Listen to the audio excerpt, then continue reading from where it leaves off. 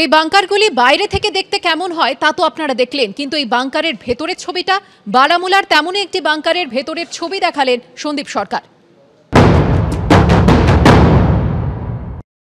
পাহাড়ের খাঁজে কিভাবে তৈরি করা হয়েছে বাংকার, কিভাবে মানুষজন সেখানে থাকছেন এবং থাকার বন্দোবস্তও তৈরি করে রাখা হয়েছে, সেটা একবার চলুন দেখে নেওয়া যাক।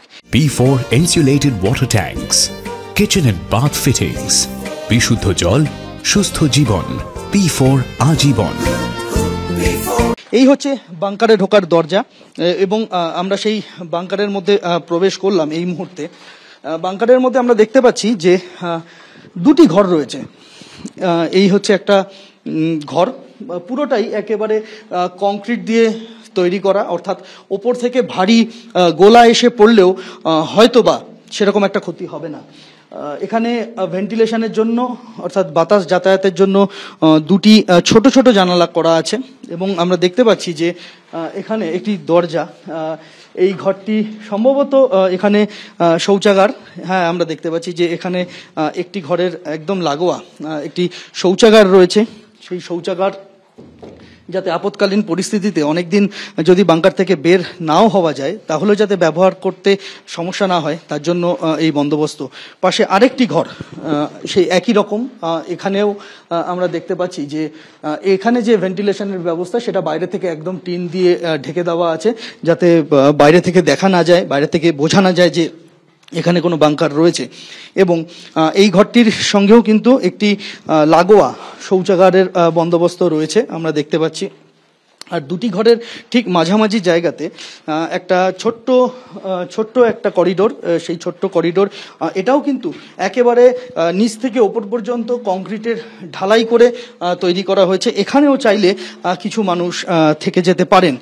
এইভাবেই একদম ফুল প্রুফ নিরাপত্তা বন্দোবস্ত, যাতে যে কোনো রকম বিপদের দিনে মাথা গোজার ঠাঁইটুকু থাকে এবং গ্রামের অনেক মানুষ মিলে আশ্রয় নিতে পারেন।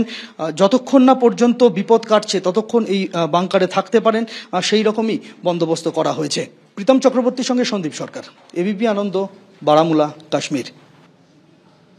2016 সালে উড়িতে জঙ্গি হামলার স্মৃতি এখনো দগদগে। পহেলগাঁও কাণ্ডের জেরে এই এলাকা ফের অশান্ত। উড়ির শেষ সীমান্তবর্তী গ্রামে পৌঁছে গিয়েছে এবিপি আনন্দ। কি সেখানকার পরিস্থিতি জানালেন আমাদের প্রতিনিধি সুকান্ত মুখোপাধ্যায়। আমরা এই মুহূর্তে রয়েছি বারামুলা ডিস্ট্রিক্টের উড়িতে। 2016 সালে এই উড়িতেই কিন্তু জৈশ-ই মোহাম্মদের তরফে আক্রমণ করা হয় বা হামলা করা হয়, যার জেরে প্রায় 19 জন জওয়ানের মৃত্যু হয়। ফের আরও একবার পেহেলগাম কাণ্ডকে কেন্দ্র করে দু দেশের মধ্যে সংঘর্ষের পরিস্থিতি তৈরি হয়েছে। ঠিক সেই জায়গা থেকে আমরা উড়ির একেবারে তুলাওয়াড়ি গ্রামে রয়েছে, বা বলা চলে একেবারে শেষ সীমান্তবর্তী গ্রাম। সেখান থেকে পরিষ্কার যেটা দেখা যাচ্ছে, সামনে যে পাহাড় রয়েছে সেটি কিন্তু পিওকে অর্থাৎ পাকিস্তান অকুপাইড কাশ্মীর।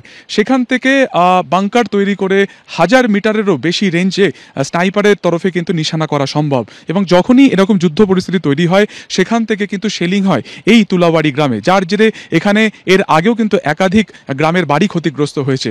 এই গ্রামের বিভিন্ন জায়গাতে বাসিন্দারা নিজেদের সুরক্ষা করার জন্য সেখানে কিন্তু তারা ছাউনি বানিয়েছে। এবং পেহেলগাম ঘটনার পর থেকে যেটা দেখা গেছে যে একেবারে যুদ্ধবিরতি লঙ্ঘন করে সেখান থেকে কিন্তু আমরা দেখেছি যেটা, যে সেখান থেকে কিন্তু বারবার গুলি ছোড়া হয়েছে এবং তার পাল্টা প্রত্যাঘাত করা হয়েছে কিন্তু ভারতীয় সেনার তরফে। সব মিলিয়ে পেহেলগাম কাণ্ডকে কেন্দ্র করে ফের আরও একবার উত্তপ্ত দু দেশের সীমান্তবর্তী এই গ্রাম। ক্যামেরায় এডি রোজারিওর সঙ্গে সুকান্ত মুখোপাধ্যায়, এবিপি আনন্দ, উড়ি।